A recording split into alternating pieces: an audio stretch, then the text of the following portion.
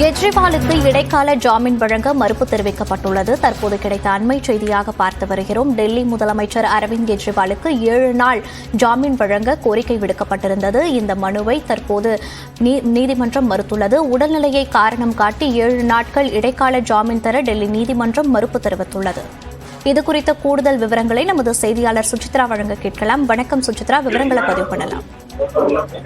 மதுபான குழந்தை முறையீடு வழக்கில் சிறையில் உள்ள டெல்லி முதல்வர் அரவிந்த் கெஜ்ரிவாலுடைய இடைக்கால ஜாமீனை தற்போது டெல்லி ரோசவலி நீதிமன்றமானது நிராகரித்திருக்கிறது. உச்சநீதிமன்றமானது இடைக்கால ஜாமீன் அவருக்கு மக்களவைத் தேர்தலில் பிரச்சாரத்திற்காக வழங்கியிருந்த நிலையில் கடந்த ஜூன் 2ஆம் தேதியுடன் அந்த அவகாசம் முடிவடைந்து அவர் மீண்டும் திகார் சிறைக்கு சென்று சரணடைந்தார். அதன் அடுத்து மீண்டும் உடல்நிலை காரணத்தை முன்வைத்து அவர் 7 நாட்கள் இடைக்கால ஜாமீன் வழங்க வேண்டும் என்ற ஒரு கோரிக்கையை முன்வைத்து மனுவை டெல்லியினுடைய ரோசவலி நீதிமன்றத்தில் அவர் தாக்கல் செய்தார். இன்று அந்த மனுவினுடைய விசாரணை என்பது கடந்த வாரம் முடித்து உத்தரவுகள் ஒத்திவைக்கப்பட்ட நிலையில் தற்போது அதிகாரப்பூர்வ உத்தரவை தற்போது டெல்லி ரோசவலி நீதிமன்றத்தினுடைய நீதிபதி காவேரி பவேஜா பிறப்பித்துள்ளார். அதன்படி அவருக்கான அந்த ஒரு இடைக்கால ஜாமீனை வழங்க மறுத்து ஒரு உத்தரவை தற்பொழுது டெல்லி நீதிமன்றமானது பிறப்பித்திருக்கிறது. மேலும் மிக முக்கியமாக இந்த விவகாரத்தில் அரவிந்த் கெஜ்ரிவாலுடைய உடல்நிலையை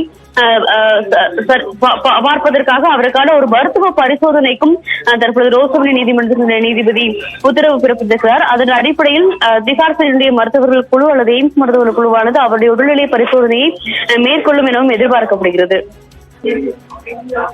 விவரங்களுக்கு நன்றி சுசித்ரா.